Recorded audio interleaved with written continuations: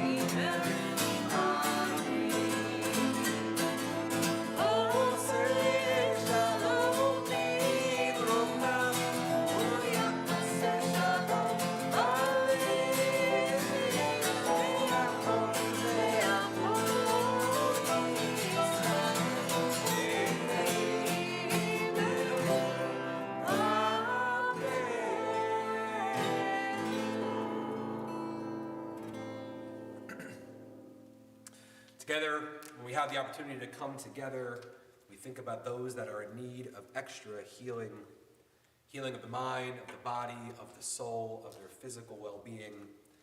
And so today, as we gather together, if there are names that you wish to share and add to our Misha Berach, I invite you to say their name out loud, either in our congregation, in your hearts, in your minds, as together we will say the words to send those blessings very shortly.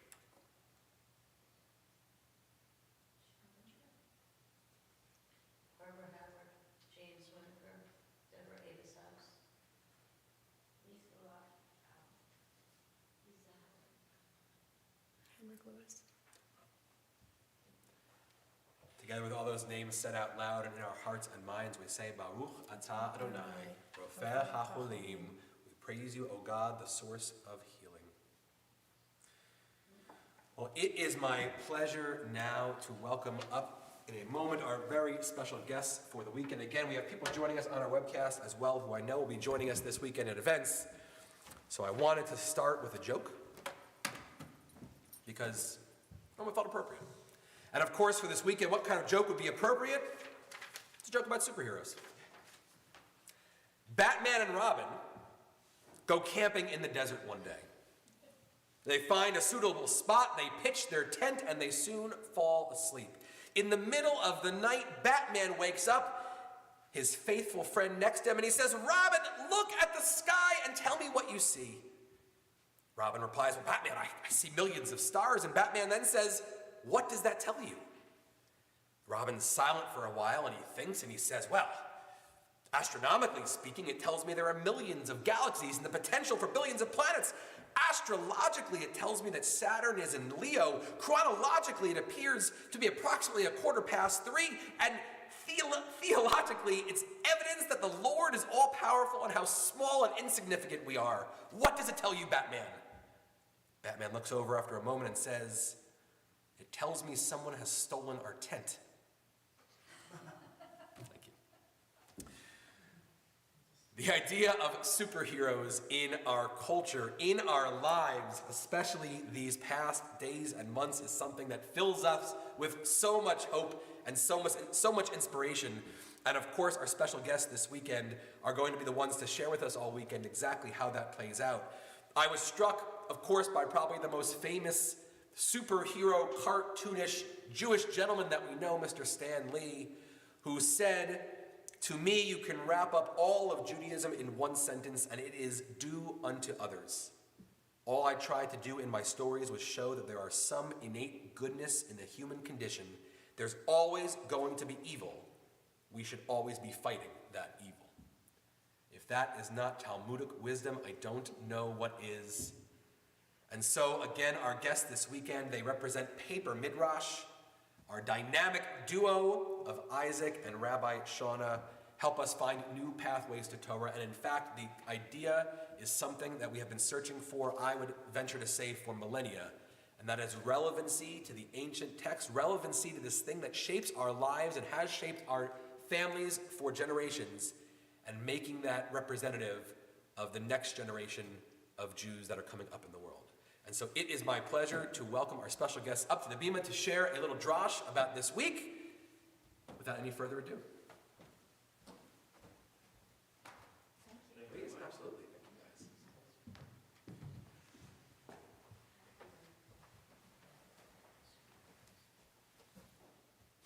All right, we go here.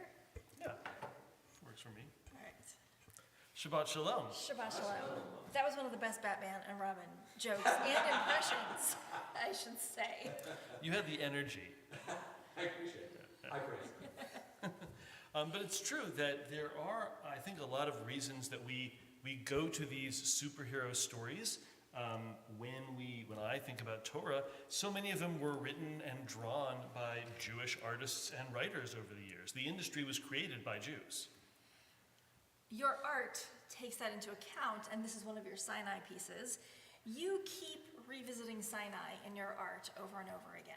That's right, and it seems an appropriate time of year to be talking about it as we lean into Mishpatim. This is one of my paper cuts, exploring that moment at Sinai. It's made with cut-up comic books, featuring lightning and clouds, and it's just trying to convey this sense of, what does it feel like to be there in this moment? What does it mean to be at the foot of Sinai? Not just that you do this in your art, but this is something that we all do as Jewish people, is we continue to explore our relationship with the divine. We continue to revisit Sinai because that's where we learn mitzvot, and it is foundational to our story about who we are. In fact, you could probably say that it is our origin story. And pop culture loves a good origin story. We like to know what happened before this point. How did we get to this spot? Right, so perhaps as your people were in danger and as a baby you were placed into a vessel and sent on a long journey in hopes that you'll be rescued. Not just Moses, this is also Superman's story. Or perhaps your mother is a lonely queen living on an island full of women. She wants to have a baby, and so she makes one out of clay. That's Wonder Woman's origin story. Or maybe you were bitten by a radioactive spider and have gained the proportional strength and abilities of a spider. Perhaps there was a lightning strike at your science lab, covering you in these toxic chemicals, giving you super speed. Or maybe a nuclear explosion at a testing site turned you into a giant green rage monster. Perhaps you and your boyfriend and your kid brother and your best friend all go off into space, are bombarded by cosmic rays, and changed forever into a crime-fighting family.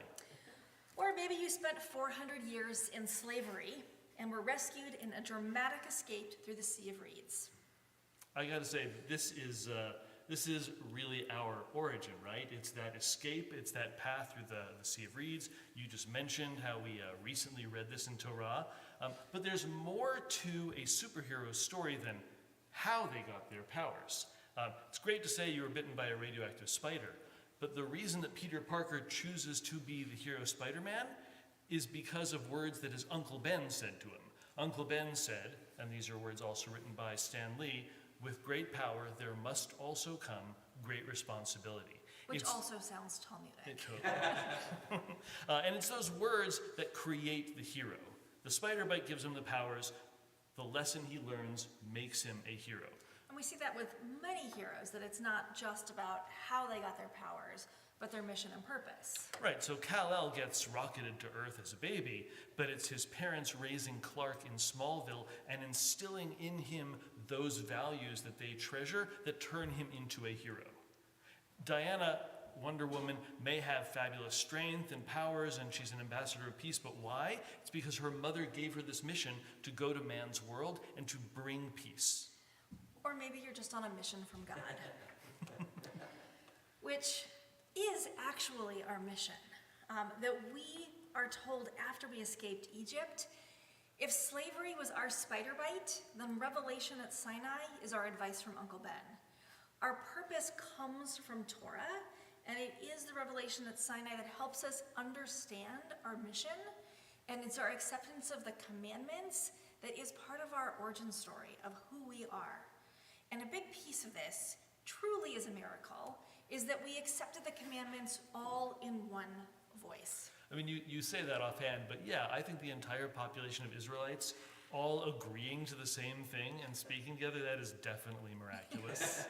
Right? That we're unified in enthusiastically saying yes to the commandments that God has given us, even commandments that we have not been given yet. And so just a couple of lines later, we once again accept commandments with these words, right? We will do and we will listen. This is this kind of enthusiasm. We say, Na'aseh v'nishma.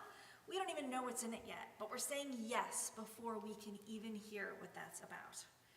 I mean, if you think about it, we encounter this sort of situation a lot these days. Look, you've already decided you want the song or you want the app. You know you're going to hit accept. It doesn't matter what the terms and conditions say. You'll figure that out later. We want it now, and that's how the Jews felt about Torah. I just did this today on the plane where it was like, accept if you want to be able to text from the plane. And yeah, we don't read it. We just say yes. Now, of course, afterwards you find out that there's all those in-app purchases. What is it that we have agreed to do in accepting the Torah? Well, and that is the thing with Torah, is that we accept this relationship with this enthusiasm, that we want Torah so badly that we're willing to say yes without reading the terms and conditions. We're willing to make this commitment. And that is that piece of our origin story about how we understand ourselves and who we are. So what kinds of things does it turn out we agree to?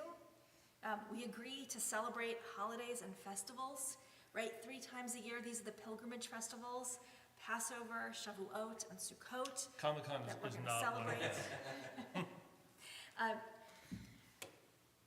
That we're going to eat and drink and celebrate when we celebrate these festivals. But not just that our Midrash teaches that whenever we sit together and share words of Torah, God's presence is with us. And of course, we're told that God rested on the 7th day and that we and our animals should rest. Right, now you saw this earlier in the visual tefillah. It's my representation of Shabbat with, of course, the ever-present candles, the wine, and the challah. If this were camp, we'd have added in brownies, perhaps. But it's this sense of, right, we have an obligation. There are things that we give and things that we get. Right, and these things that we continue to do all the way back from Sinai. And we're taught that when we're given commandments, when we follow a commandment, and Mishpatim is filled with more of these commandments, some of them are a little archaic and out of date about keeping slaves. There's a lot about oxen, but we're taught that if you follow one commandment, it gets easier to follow the next one, and the next one, and the next one. So doing mitzvot leads to more and more mitzvot. And transgressions, doing the wrong thing, leads to more and more wrong things. And so our story is about saying we accept these commandments and we want to multiply them over and over again. And perhaps the most important thing about our origin story, a lesson that we are taught 36 times in Torah and twice in this portion alone, is how we are supposed to treat other people. This is how we understand who we are, how the experience of Egypt has shaped us, and how it shapes us for the better, and what we're supposed to go out and do in the world. So, we are not going to wrong a stranger because we were strangers. And again, just a few lines later, we're not going to oppress strangers because we know those feelings. This is our most important mission. This is our purpose and what we learn and what we take from that experience at Sinai. Because how we respond to the experience of Egypt and receiving Torah is how we become the Jewish people. And truly, this is the difference between heroes and villains. Yes, now, of course, a hero may have this tragic story about your planet exploding or the chemical accident or whatever. Heroes say, oh, this happened to me, and I want to make sure this horrible thing does not happen to anyone else. That's learning our lessons from slavery. On the other hand, the villain says, oh, this horrible thing happened to me, and I want everyone to understand my pain. We hear that sort of line over and over again. Lex Luthor certainly isn't the only villain to have spouted it, but that's what you take from it. What you learn from your life experiences or how you choose to be a hero or a villain. Villains say, I want everyone to suffer the way that I suffered. Heroes, and what the Israelites learn at Sinai is to say, I don't want anyone to suffer the way I suffered, so I'm going to make it better. This is the piece that shaped us, and you play with this idea of how we're shaped in your art. Now this comes a little bit before Mishpatim. It's another section of Exodus where the Israelites have gathered at the foot of Mount Sinai, and we read that while all the Israelites are trembling from the sound of the shofar, that smoke has risen and circles the mountain as the smoke rises from a kiln. Now this is right in the Torah. And I love this idea that Sinai is a kiln. Because what is a kiln for? You make your pottery, it's unfinished, you put it in the kiln, and it gets fired, and it gets finished, and it becomes a complete vessel. And that's what Sinai is for the Israelite people. In the words of Torah, Sinai is a kiln, and we are the clay. And what happens when we come out of that kiln is we're told that we will be a holy people. This is our superpower. We're shaped and formed by that experience in slavery. We're shaped and formed by receiving Torah, by developing that relationship with God. And we achieve holiness not by some lofty means, not by being like Moses and climbing the mountain and not eating for 40 days and nights. But instead, Mishpatim tells us we achieve holiness by what we do in our everyday lives, by how we celebrate holidays and Shabbat, by how we treat people that work for us, by how we behave in our business endeavors, by how we treat animals, by how we treat people that may not be our favorite people, but that we still treat everybody, even an enemy. We're supposed to stop and help an enemy rescue their ox if it has fallen into a ditch. It is these kinds of everyday things. This is what makes us holy. And we use all those experiences to try to bring light into the world. We take all of these things and we try to use them for good, because it is our relationship with the divine and how we use our freedom is what defines us as Jews, and that's what gives us our superpowers. And all of this adds up to our mission to being a light unto the nations. Our origin story is about a willingness to embrace the values of Torah and a relationship with the divine. There are lots and lots of paths to ethical behavior. Judaism makes it interesting and relevant because we struggle with it. Does it matter if I'm donating to a food pantry because I think it's fair, or because I feel commanded to, or because this mitzvah fulfills my Jewish soul? Ultimately, if everyone contributes, no matter what the reasons, the food pantry is going to be full. But if I am obligated to do this mitzvah, if I see myself as a partner with God and I feel commanded, it doesn't matter whether or not I feel like it. If I'm feeling generous or fair or sympathetic, I'm going to do this mitzvah even when I'm not in the mood, because Torah gives us a purpose. So on this Shabbat, may we embrace Torah as enthusiastically and eagerly as our ancestors did, and certainly as enthusiastically and eagerly as we click yes on the terms and conditions. And may we use our experiences to make this world a better place for ourselves and for others. And may we all multiply our mitzvot, spreading holiness in the world. Shabbat shalom. Shabbat shalom.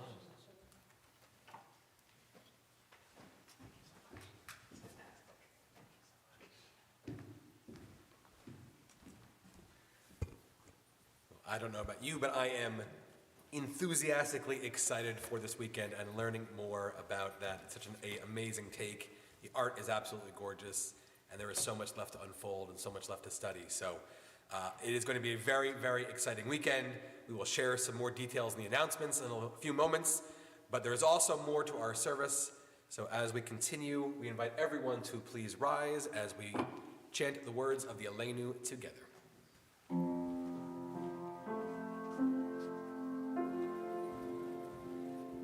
Aleinu leshabeach ladon hakol, lateit gidula liotzer reshit, shelo asa pnei haatzot, velo sabaru kemishpechot ha'adama, shelo sam chakenu lachem,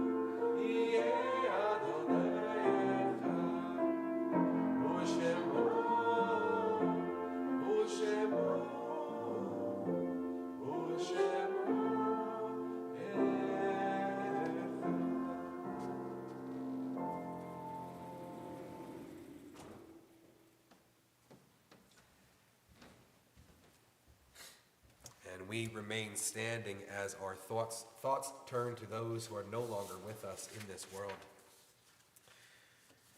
This Shabbat, we remember the yard sites of people from our Temple Har Shalom community.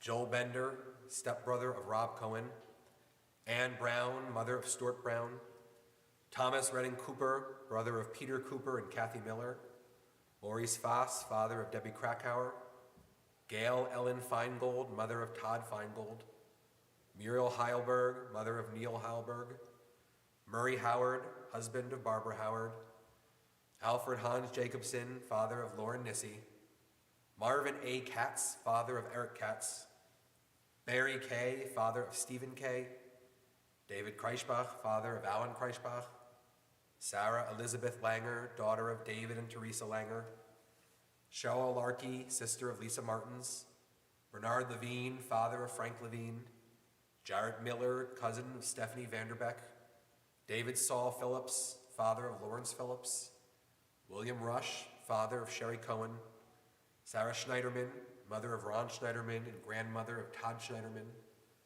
Goldie Stoller, mother of Mitch Stoller, and Herman Urowski, father of Mark Urowski.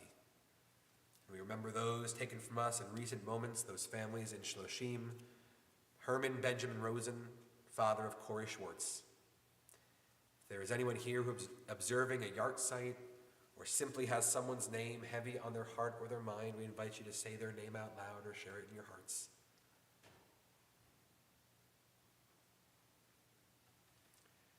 Together with all those names, the ones said out loud, the ones said in our hearts and our minds, we add the names of those soldiers of the American Armed Forces and the Israel Defense Forces, the men and women who have lost their lives in the 120 days since October 7th, all those that have bravely given their lives in defense of our safety, security, and freedom. For all of them, as well as everyone for whom there is no one left to say Kaddish, we join together in the Kaddish Yatom. Yikadal v'yikadash shemei rabbah, v'yalma divrach yuretei v'yalmich malchutei, v'chayechon v'yomechon v'chayei dekol Beit Yisrael, b'agala v'izman kariv v'imru amen. Yehei shnei rabbah mevarach le'alam almei almaya. Yitbarach v'yishtapach v'yitpa'ar v'yitromam v'yitnaseh. V'yitadal v'yitalel v'yitalal shemei dekudesha b'rechu. Eila min kol birchata v'shirata, tushbechata v'nechemata, ta'amiran bi'ama v'imru. Amen. Things going haywire here. Oseh shalom b'rama, hu ya'aseh shalom, le'novel kol Yisrael v'imru. Amen. May the one who creates harmony on high bring peace to us all and all of Israel, and together we say, Amen. You may be seated. Thank you. Well, we have a jam-packed weekend this weekend full of exciting events. I would normally invite our president, who is here in the congregation, to read those announcements, but instead, actually, I'm going to ask Lynn Ann if she wouldn't mind, because we've had some changes in our times and structures, and I think, given that she was writing all the notes in the margins, I'm going to leave it to her to share those events coming up this weekend. He has so much confidence that I can read my handwriting. Thank you, Josh. Shabbat Shalom, everyone. Shalom. I'm so glad that you joined us, whether you're here or whether you're there, for our Shabbat service this evening. We want to thank John Bowen for lending his incredible musical talent for tonight's service. We also want to welcome this weekend's artists in residence, Isaac and Rabbi Shorna Brinjagard Bialik. Thank you for your it says insert word here. It's a pop quiz. You're engaging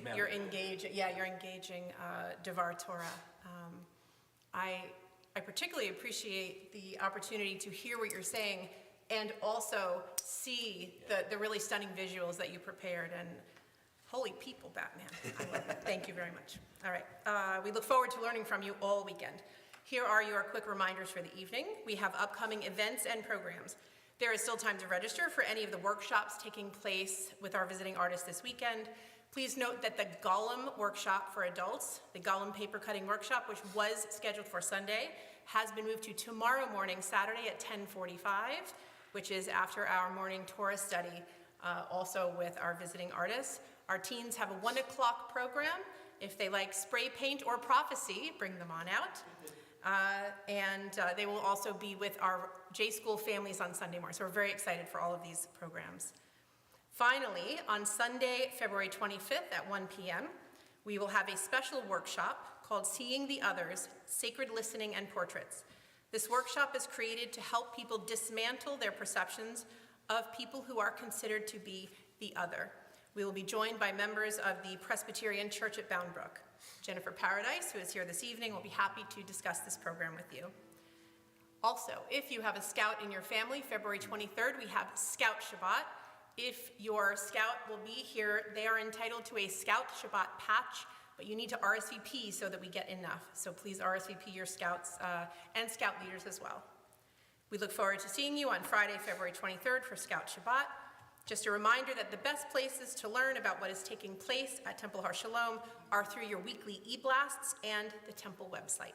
Shabbat Shalom. Shabbat Shalom, and a very special thank you to Lynn Ann Cutler, who joined us on the Bima this evening, for lending her beautiful voice. We're going to ask her to join with us one more time, as we can never close on anything but a sweet note. And this weekend, we are all going to be engaged in the study of Torah. There is no sweeter treat on a Shabbat than that, and no sweeter way than to celebrate it by singing these words up on the screen.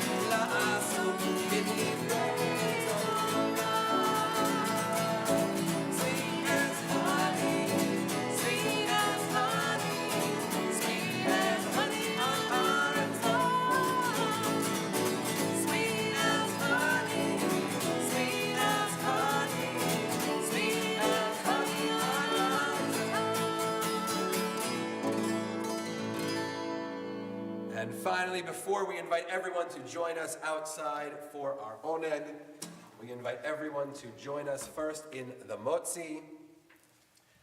And if you all won't come to the challah will come to you.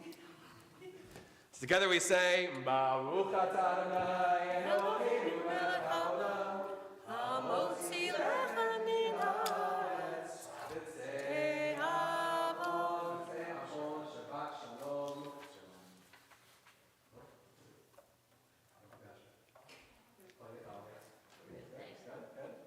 Thank you, everybody. Shabbat Shalom. Shabbat Shalom to everyone who's joining us on the great wide internet. We will hope to see you all weekend long. And please, for those that are here, the added treat of something sweet outside.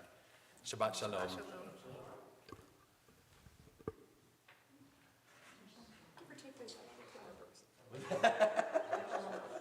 Quite literally.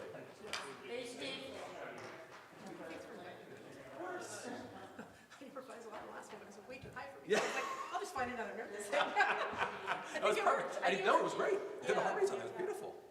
Yeah, that's wonderful. Because I'm going to forget to ask you another time. The Shema, we do a slightly different tune than the children are learning. Oh, good to know. They do Baruch Shem instead of repeating it like in the other version. Got it. Baruch. Okay. Right. Got Okay. it.